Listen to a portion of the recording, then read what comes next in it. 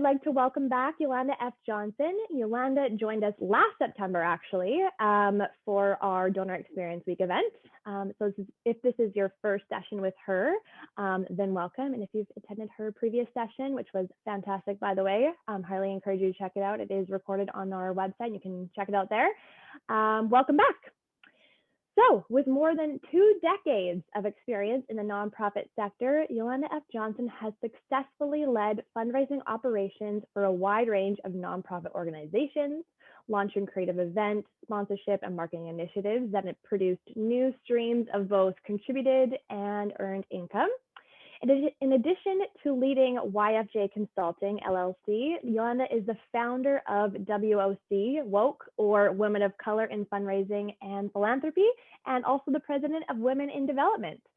Yolanda has also had an outstanding career as a performing artist, as a composer, as a producer, as an educator, and she has used her background as a performer to become a sought-after fundraising expert.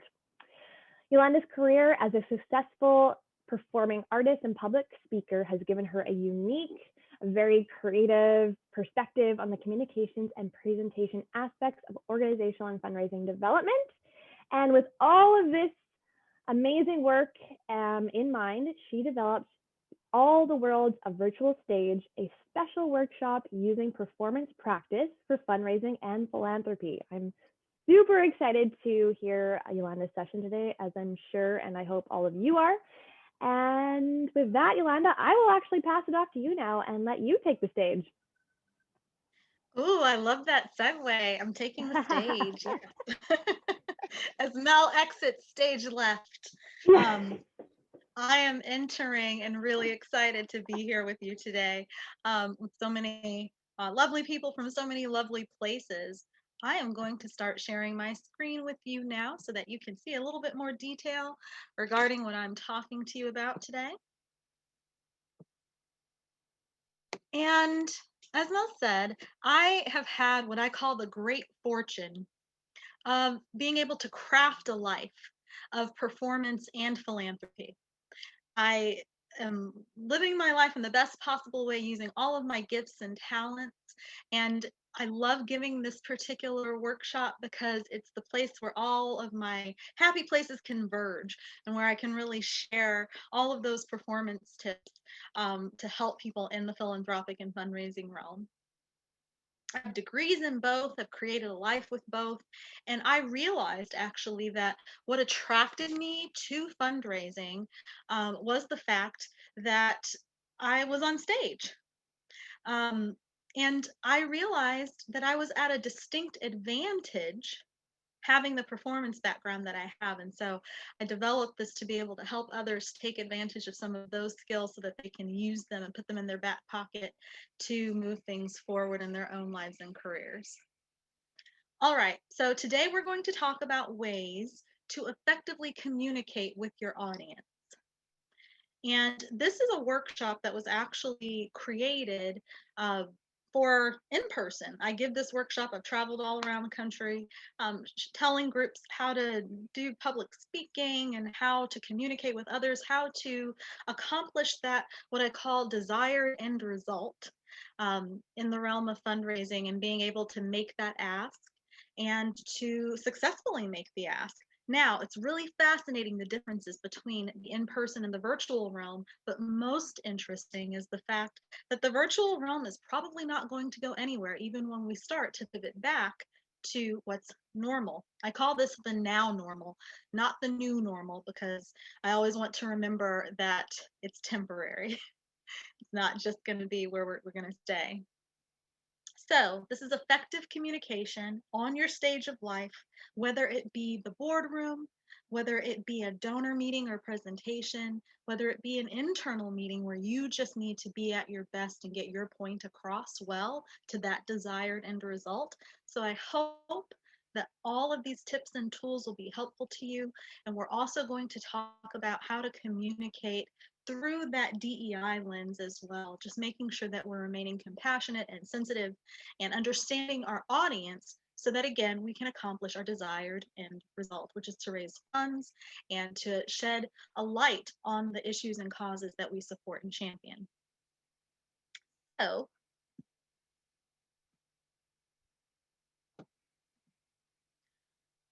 all the world's a stage, and all the men and women merely players. They have their exits and their entrances, and one man or woman in his or her time plays many parts. That's what all of this is based upon, is a section from Shakespeare's As You Like It, because isn't that the truth, that all the world is actually our stage?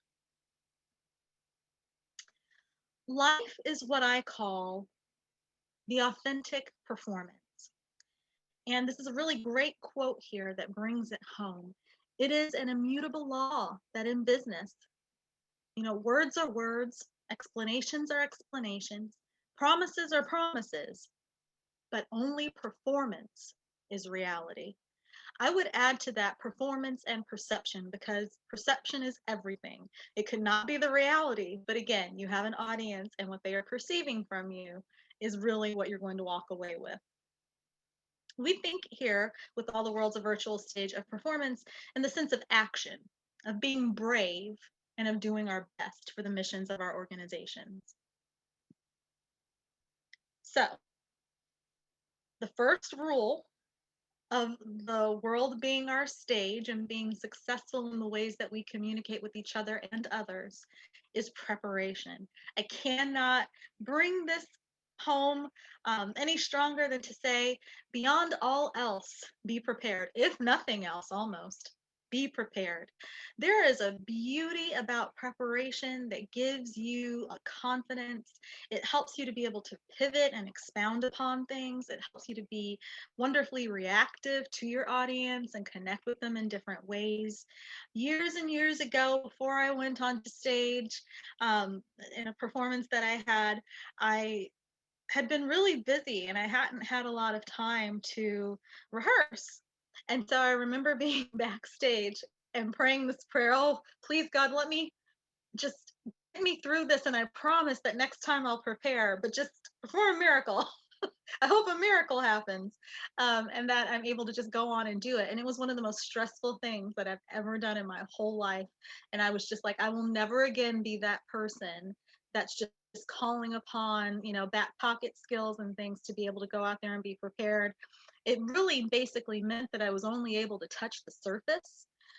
In that performance, I wasn't able to go deeper. I wasn't able to connect deeper in a deeper way, because I wasn't as prepared as I should have been. And quite frankly, not only does it feel better to you as the person who's the performer, it feels better to your audience because they appreciate that you brought something more to the table and that you were able to be in a frame of mind where you were able to communicate better because of that. And there is absolutely no substitution for preparation, just isn't. Either you're prepared or you're not. You may be quick on your feet and you may be able to still get through with something. And nobody's perfect and life throws us curveballs. So sometimes you're going to need that back pocket skill. But for the most part, be prepared. The benefits of preparation include peace of mind, confidence, resilience, pivoting, and flexibility. Now, the consequences of a lack of preparation include nervousness, anxiety, lack of self confidence, and stress. And all of those consequences of lack of preparation are things that, on a subconscious level, your audience knows. Have you ever been talking that, like, you can just sense it? It changes everything about our bodies. We're going to talk about it in a little while about things being psychosomatic, because when you're not prepared, when you're nervous, your breathing patterns change, and it really starts to make your audience doubt you with a little bit of unconscious bias, because they're starting to question you. They're starting to wonder what it is that you're about. They're wondering why you're so nervous. Sometimes they're compassionate, like, oh, I guess that you really are nervous about this because you want to do a good job. But more so than not, they're going to just sense that something is off, because it's transferable, because communication is a two-way street. So I know that we're all busy, and in the virtual realm, it's been even worse sometimes, because boundaries can be crossed, they can be ignored a whole lot more than in the regular world when we weren't in the virtual realm primarily. And so we have to really craft lives that give us that space to set those boundaries so that we can prioritize, so that we can be prepared for everything that we're doing. And, you don't need to know everything, but you do need to know enough and prepare yourself for those general conversations and key facts. I'm a piecemealer by nature. I wish I could see you all. Have you raise your hands up? And by that I mean I'm rarely a person that will go all in with something and finish it all in one shot. It's probably I've been described as an artistic type A, both sides of the brain there. I have that artistic temperament, but I also am very much a fundraiser and philanthropist and person that works in that realm and needs metrics and needs all of the hard facts as well to be successful. But I love being able to go throughout life to start something and to be able to step away from it where I'm no longer bleary eyed, where I can go and live my life and have conversations and experience different things. And that illuminates whatever else you're doing in your life, whatever project it is, whatever presentation you have to give, whatever donor meeting you have to have. Living life can illuminate aspects of what it is that you're going to present and talk about. And so, whenever it's possible, you want to give yourself that opportunity and not um, as often as possible not be up the night before, just crunch time trying to get things together for that presentation. And another great quote is to prepare like you've never won, but perform like you've never lost. Prepare like you've never won, perform like you've never lost. And now we're going to talk about our audience. In the performance realm, it's very clear who the audience is. They're out in the opera house, they're out in the auditorium, in the venue. And just like with fundraising and philanthropy, your audience could be anyone. It could be a large group, it could be a group of donors. Most often, it's going to be one on one or just a small group of people where you're presenting about your organization. And so, you definitely still always want to consider your audience and make sure that you know as much as possible about them so that you can address them in a very tailored, customized sort of way. So, what will engage them and what will not engage them? What will engage them? So, even in person and online, a smile. So, I know that we're not together right now and I can't necessarily see you, but while you're at home, I encourage you to still allow this to be as interactive as possible and still participate and think about the different things that we're talking about and that I'm saying. So, a smile. So, let's see do your smile. I'm going to give you a few seconds to smile. Do your Zoom smile. What is it? Does it look like this? Does it look like this? Like this? Is it no teeth? You have to find what's best for you. The mirror is your best friend when it comes to all of this. Eye contact. I call it keeping your good eye on it because the strangest thing about being online is that when I'm looking at you into the camera right now, it's easier because I'm doing a presentation. But when you're talking to people, usually when you're looking at your camera to where you're looking straight forward, you're actually not looking at them. They're peripheral, they're over on the side or in the center somewhere. But in order for them to see you look directly at them, you actually are looking into your camera. And sometimes, you want to make it a little more natural and everybody knows you want to look at the person's face. So it's okay to look down a little bit or to look so that they know that you are looking at them. And listening and not interrupting is also very important.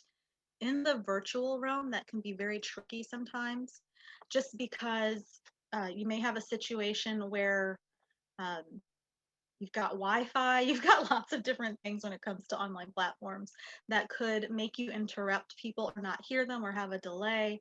I think we all have to go into our conversations with a mind of compassion for that and just try to be as flexible as possible and work with people when they're trying to communicate.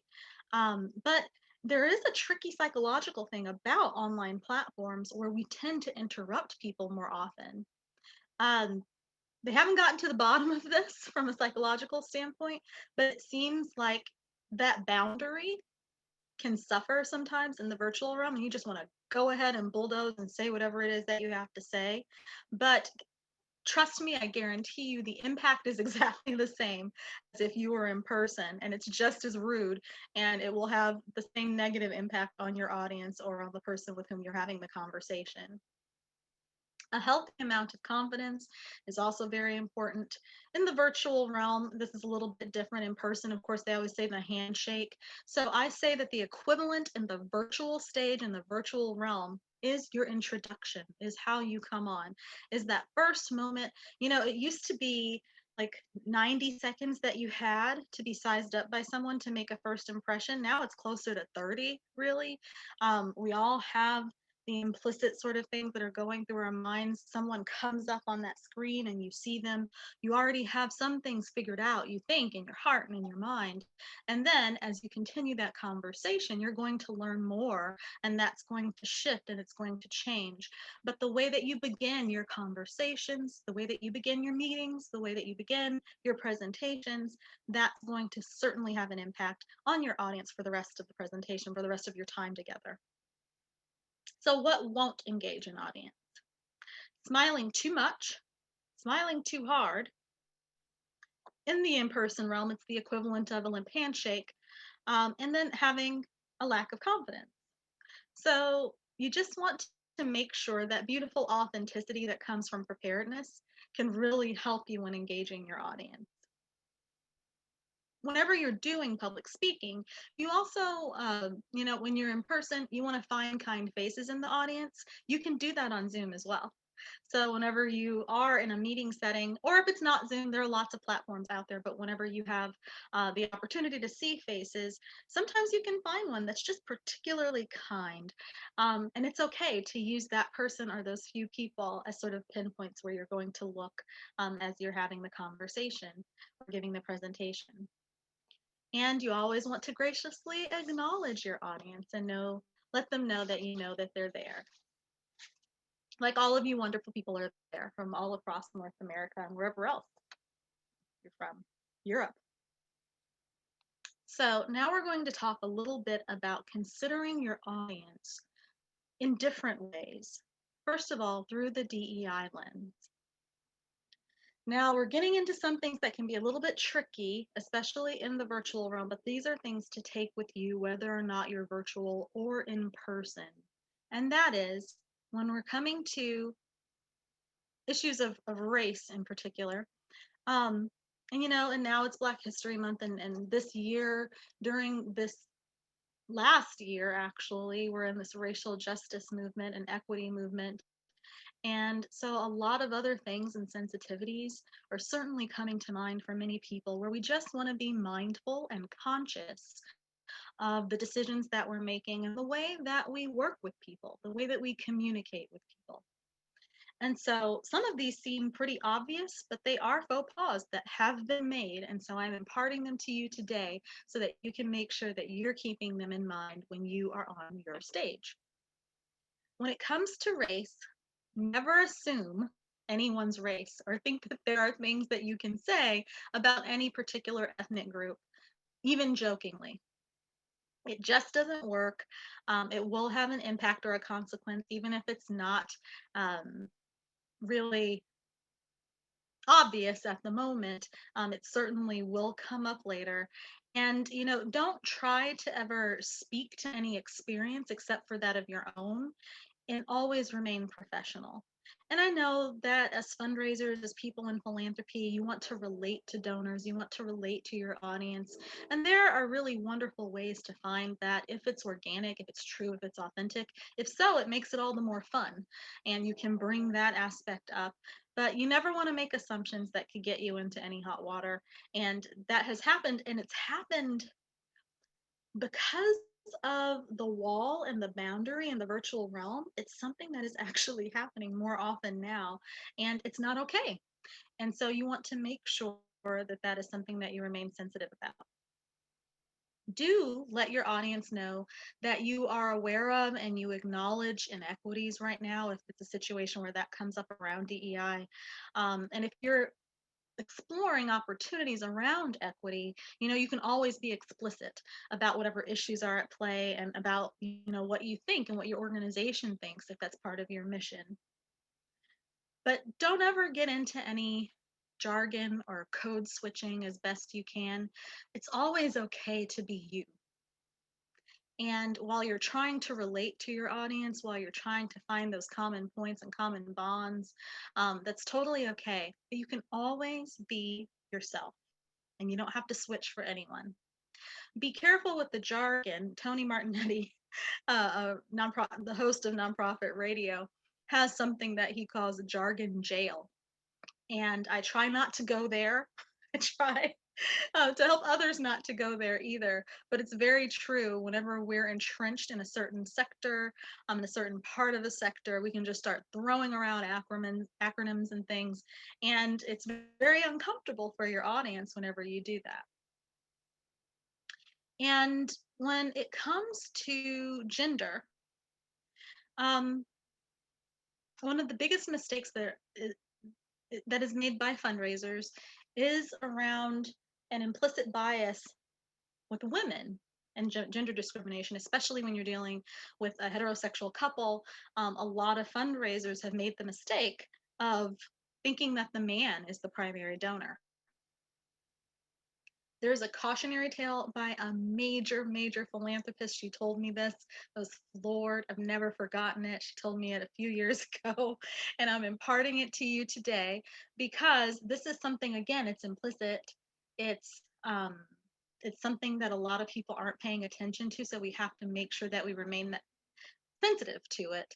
And she said that there was a couple that was being approached for a gift, and all of the serious part of the conversation about really closing in on the gift was directed towards the man. They had this whole donor meeting. The company had his name on it. It seemed like it was all him, but remember, they're a unit, and usually couples are a philanthropic unit, right? So after the conversation was over, he actually turned to his wife and said, "Well, dear, what do you want to do?"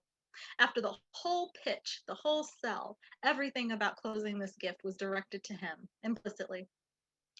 He asked her what she would like to do. And she very, very kindly said, "Oh, let's think about it." She was so offended by what happened that she actually went and said, "Why don't you give the money to me? And I'm going to establish a family foundation through which we will make some other gifts." So that organization lost a major gift that day because of implicit bias around communicating with women. So tens of millions of dollars each year are actually left on the fundraising table because of issues like this around gender. So when you are looking across that screen, you're just going to want to make sure that any questions you have, you divide them equally, that you make everyone who's part of a conversation feel valued and feel as though they really are part of the conversation. It's really important. And to always keep things professional, again. When it comes to socioeconomic status, um, even when we do our due diligence and all of our research, if you get a meeting with the donor, you're still feeling them out. That's part one. The prospecting is part one. You build the profile, you have a pretty good idea of what's going on with this person. You've done your due diligence as far as the press is concerned. You kind of know what's going on, but you will never know everything. And especially during this pandemic when economics have just varied so much, when people's financial situations have changed so much, net worth has yo-yoed back and forth and up and down. So during a pandemic, things can change. Net worth is different, and philanthropic priorities have also changed. My work exists at the intersection between fundraising and philanthropy, so I'm often hearing from both sides. And what I can tell you for sure from the philanthropic perspective is that their philanthropic priorities are shifting. They're changing in various ways. Donor loyalty is still in play, and so that's a wonderful thing for the nonprofit sector right now. Donors are trying to stick by their nonprofits even if they don't have as much to give. But we just want to make sure that you're not making any assumptions. You're using these conversations with your donors to feel them out, to suss out exactly what it is and in what direction that ask should go. So now we're going to talk about get to where the ask meets the offer. Now, this is a peculiar sort of thing about the virtual realm in particular. Now, when we were all in person and you're having donor meetings, you know your desired end result. You already have an ask in mind. You've done your research. You're going to lunch or dinner or wherever it is. You're sitting down, you're having this conversation. You know what it is that you're going for. And that is exactly what you're going to zero in on when it comes time to make the ask. But in the virtual realm, the power dynamic has shifted, and there's something different about this virtual wall between us now, that we have to head down this journey, this road to where the ask meets the offer. It's nuanced, it's a little bit different in this virtual space. We all know that you never want to ask too soon, you never want to ask too little, but the power dynamic is actually more in the favor of the fundraiser in the virtual realm. Now, what this means is you have an opportunity to have a different kind of conversation with the donor. And when you're communicating with them, you can pivot in a different way. So, whereas in the regular in person realm, you had that thought in mind, you knew going into the meeting what the ask was going to be. In the virtual realm, I'm telling you, it's best to have several different options, even if they're options in the same gift range. You need to have options for people because they need to feel engaged in a different and even more meaningful way because they aren't sitting across the table from you. And so always go equipped with options and even a plan B so that if that network has changed, you can pivot, you can shift, you can feel them out to see what's going to work better for them or work best for them. And you're going to be able to still leave that meeting having made an ask. Don't get off the Zoom call without understanding if you should have made the ask or if you're going to need a little bit more time, but always have options for your donors in the virtual realm. Now, the other thing that can be a little bit uncomfortable, but it is a reality, is planned giving in this virtual realm in a pandemic focused virtual realm. As I said, philanthropic priorities have changed. They've shifted for many donors. And there's also the fact that mortality is more so at the forefront of people's minds. And some of those philanthropic priority shifts have been a result of people really sitting down and saying, at the end of the day, no one really knows what the final outcome is going to be. What legacy is it that I want to leave?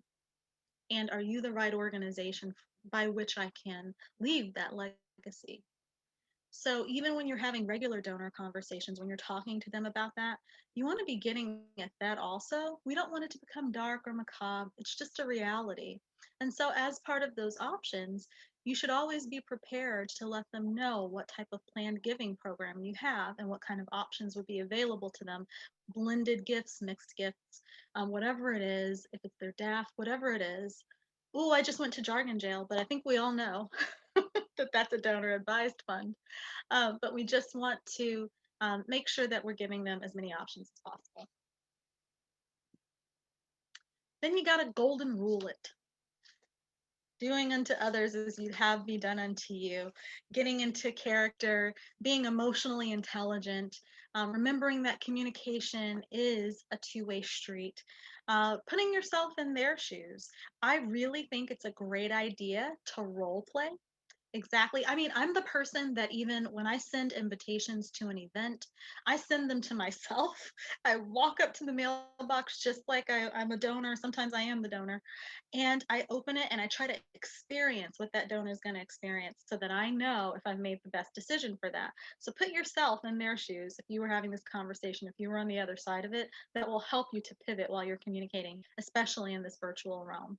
And again, we always want to maintain compassion and sensitivity so that we can be flexible and that we can move that conversation. Remember, the very definition of pivot is that you stayed in the same place. You are grounded firmly in your mission. You are grounded firmly in whatever it is that is your job, but you're moving around to wherever it is that you need to be in order to be successful. Now we're going to get into character. Who are you? And what best aspect of yourself can you be in any given situation? Because when you're dealing with things in the philanthropic realm, when you're talking to donors, you sometimes do need to become all things to all people to a point. You still want that authenticity to be at play.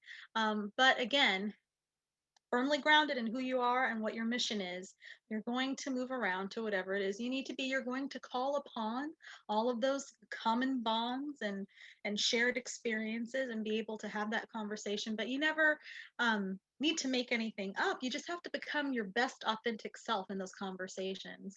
And being prepared will give you the confidence to be able to do that, so that you can just move forward with the conversation and actually enjoy it. That is one of the end results that I hope happens even from this workshop in your work, that you enjoy this, that you're firmly planted in who you are, you know who your donor is. And there's a quote that I have coined that you may have heard at some point in time if you've ever been familiar with me or my work. And that is that fundraisers are the beacons of light and hope, and we are illuminating the path to the good work that needs to be done in the world today. We are guiding the way for people to use their resources to do good things, and you should be very proud of that. And so when you're having these conversations, just go in with a little hubris, knowing that you are a light guiding the path to this person. It's not just a power dynamic of begging or asking, but you are really serving the greater good. Now, just breathe. Breathing in everyday life is a really important thing, but we actually have noticed from the performance realm that people don't breathe enough. So wherever you are right now, I just want you to sit there and I want you to take a breath and let it out. Now take it in again and let it out. Kind of feels good, right? Because native speakers of English especially do not breathe enough.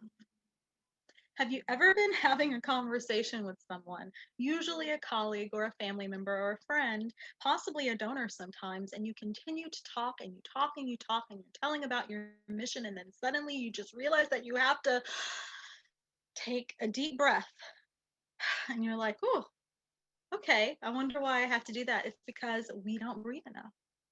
Now, when you don't breathe, your audience actually can tell it. When you're in person, there's this phenomenon about being on stage that if you don't breathe correctly, if you're a singer, even an instrumentalist, we all know part of implicit bias is survival. And so we all know that you need to breathe to survive. And it's also why sometimes we mirror each other with our breathing, with our mannerisms, with actions, even with inflections in our voice. When you don't breathe, it makes your audience really uncomfortable and they can't figure out why. And it's just like, oh gosh, what is it about this person? What is it about this presentation? It's just really not comfortable. And then when they breathe, you sort of breathe with them. So it's a very unconscious sort of thing that can have a big impact on your audience.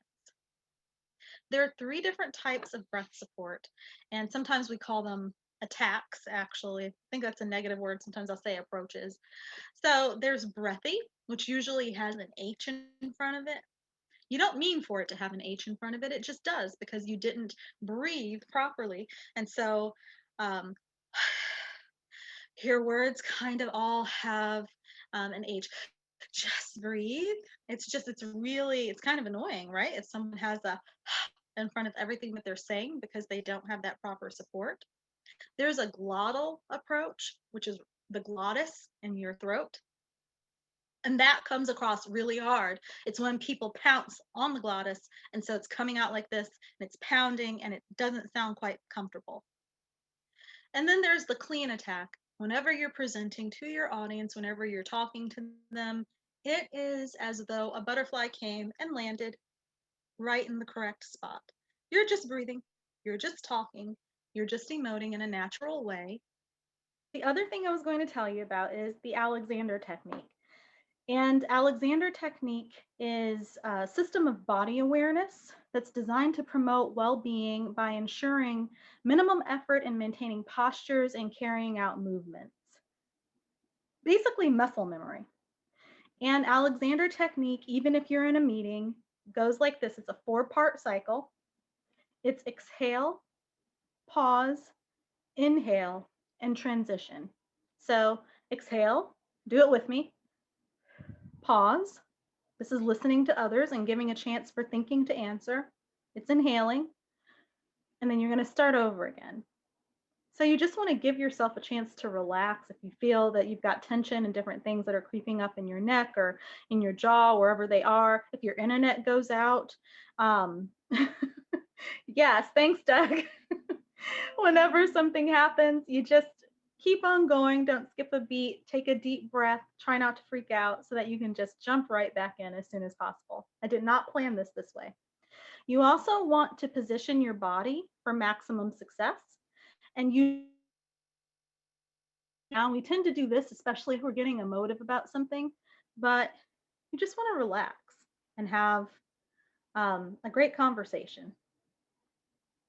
Now, you also want to be sure to pace yourself and have enunciation without effect. I once had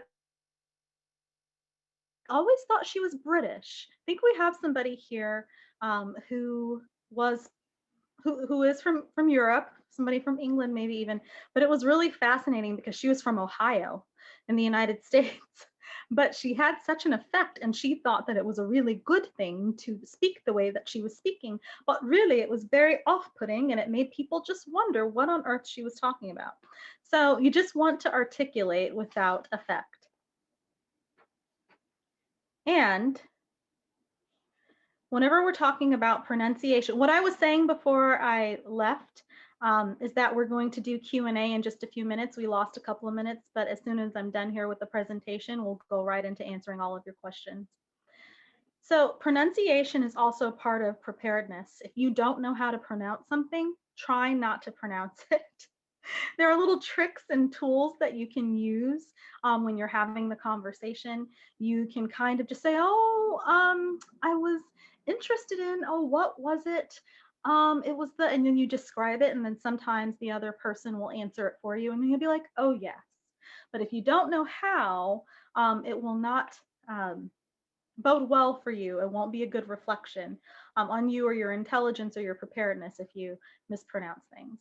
And people are usually pretty impressed when you take the time to pronounce something correctly.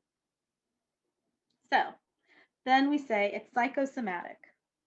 You have to believe or your body will work against you.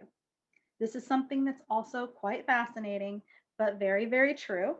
And that is that if you don't have that confidence, your body takes your lead. So in that conversation, in that presentation, if you don't believe you can do something, your body can actually do things to make sure that you can't. If you don't think it's going to come out correctly, your body might clench up your neck, it might clench your jaw, it might do some other weird things, and you're like, why is this happening to me? And it's because on a subconscious level, you're telling your body when you don't have that confidence, when you're not prepared, that you're not going to be able to do something.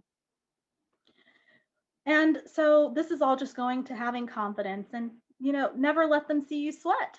Always get through things as best you can. There's a phrase called fake it till you make it. I don't know about that, but you do want to just make sure that you're getting through things and believing in yourself as best you can. And then the other thing I want to impart to you is always have a response, but you don't always have to have an answer. So it's better to give a response and to ask to have a little bit more time to respond more fully later than it is to give an incorrect answer at that time. You don't have to feel that pressure to always give the direct and full answer. Just make sure you respectfully respond, and that will help you out a lot. So the last few things I'll say in this electronic and virtual realm, shutting down an uncomfortable conversation in the virtual realm, it's a lot easier virtually. And so the way that you can do that is through repetition. So if you're communicating with someone on a platform and it's getting uncomfortable in any way, shape, or form, you can actually just start to say, well, thank you so much. I have another meeting coming up and I don't want to keep you, but thanks so much, and I'll be sure to get back to you. And the repetition of those types of words, very respectful words, but wrapping up the conversation, can go very far in the virtual realm. Also, in this virtual room, it can be very difficult to get off of a call because, again, I said those boundaries can be a little blurred now. And we just want to make sure that we give people maybe a 5-minute warning, or schedule your meetings in a way where you have a little bit more time in between them. So you might want to end them like 5 minutes before the hour. But it's always good to just say, um, let's start an agenda for the next time. This has been such a wonderful conversation. The thing you just mentioned, I know we don't have time to go into that fully right now, but I would love to put that at the top of the agenda for the next time that we meet. And let's be sure to get something onto the calendar. And that's a way to not be disrespectful to your next meeting or whatever else you have going on during that day. I know I've had those difficulties sometimes where once your day starts and a meeting goes long, it pushes back your entire day because we tend to schedule them right on the half hour or on the hour. Now, what I had wished I could have shown you are some examples of your stage setting. So your home is now your stage, right? I've become known for this painting. I like it. I just have to make sure that I'm always sitting to where it doesn't look like a tree is coming out of my head, but I like it. You like the color. This is a really fun opportunity for you to show your individuality. You can have your favorite flowers behind you, photos, books. I was going to show you a picture of a friend that just wrote a new book, and he had them so artfully placed behind his setting, behind his background, to where it wasn't too much like, oh my God, why does he have 10 of those books? There's just a few of them to where it would spark you to ask a question about the book.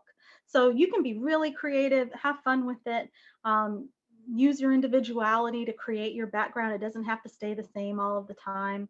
But also consider your background and what it says about you, because again, unconsciously, people are watching that and they're actually sometimes like, oh, look at that. I didn't know they had that. Or, it's your home now. So people are able to see exactly where you are, your office. So just keep that in mind, be creative with it, but remember, people are going to be watching. Also, consider your clothing just as you would a headshot. So on Zoom, we're not going to wear tank tops. We're not going to wear anything low cut. Color, yes. Going to make sure you've got some color there. And I was just telling Mel before I came on, not a shameless plug, but I'm just letting you know that at Woke, at YFJ Consulting, we actually created and developed a lip gloss that pops on Zoom on purpose because we knew that there was a need for that. And even though it could be very easy to put on your sweats from the waist down, just go ahead and be at your 100% best, because that also helps you psychologically to feel as though you went to work that day whenever we're in this virtual realm. And again, keep your good eye on things. All right, Yolanda, well, thank you so much. It has been such a pleasure to have you again, honestly. You're such an amazing speaker, and we're so grateful to have you. And I hope that all of you took something away from this presentation today. I know I definitely did. Thank you again so much, everyone, and we'll see you at the next webinar. And Yolanda, pass off to you just to say any final words that you may have. And I'm so glad that everyone was able to come today. I hope that it was helpful for you. Find me on LinkedIn, because if you had questions that were unable to be answered, or you could just have other things that come up, I'll be happy to still connect with you and answer any of those. So I'm Yolanda F. Johnson all the time. It was a pleasure to be here. Thank you so much for having me, Mel. Thank you so much. Again, honestly, it's such a pleasure to have you. Please come back anytime. And all right, have a thank wonderful you. rest of your day, everyone. Thank you. Bye. Bye.